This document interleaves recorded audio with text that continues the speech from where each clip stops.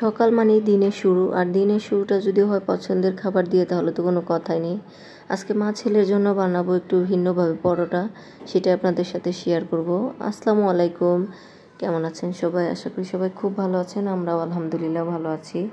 এখানে আমি আটা নিয়ে নিয়েছি, আটার সাথে 2 চামচ সুজি, 1 চামচ গুঁড়া দুধ, সামান্য পরিমাণে চিনি এবং স্বাদ মতো লবণ ও হালকা পরিমাণে সয়াবিন তেল দিয়ে ভালো করে মিশ্রণটি মিশিয়ে নেব, যাতে কোনো প্রকার দলা না থাকে। ভালো করে মিশিয়ে নেওয়ার পরে এখানে আমি পরিমাণ মতো গরম পানি দিয়ে দিব। আস্তে আস্তে ভালো করে ডোটা মাখিয়ে নিব, যাতে ডোটা একদম নরমও না হয় বা শক্তও না হয়, কারণ ডোটা ভালোভাবে মাখানো হলে রুটি বানাতেও সহজ হয়।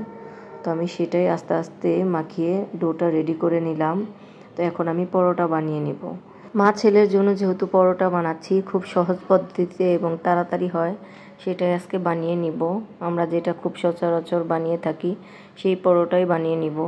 পরোটার বিভিন্ন শেপ এবং আকৃতি দেওয়া যায়, এটা অনেক সময়ের ব্যাপার, যার কারণে আমি এটাই বানিয়ে নিলাম, যেহেতু তাড়াতাড়ি বানানো হবে।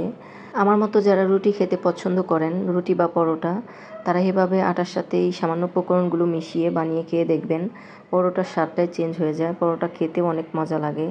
তো কথা বলতে বলতে আমি পরোটা ভাজতে চলে এসেছি। তো উল্টে পাল্টে পরোটা ভেজে অয়েল ব্রাশ দিয়ে সামান্য পরিমাণে অয়েল দিয়ে পরোটাগুলো আমি ভেজে নিচ্ছি। তো আমার ভিডিওটি ভালো লাগলে আমার চ্যানেলটি সাবস্ক্রাইব করে রাখবেন, এবং খুব ভালো লেগে থাকলে লাইক কমেন্টস করতে ভুলবেন না। আর ফেসবুক থেকে দেখে থাকলে আমার পেজটি ফলো করে রাখবেন। সবাই একটা কথা মনে রাখবেন, ভালোবাসা দিলেই ভালোবাসা পাওয়া যায়। সবাই ভালো থাকবেন, সুস্থ থাকবেন। আসসালামু আলাইকুম। আমি এখন আমার সকালের নাস্তাটা করে নিচ্ছি। আল্লাহ হাফেজ।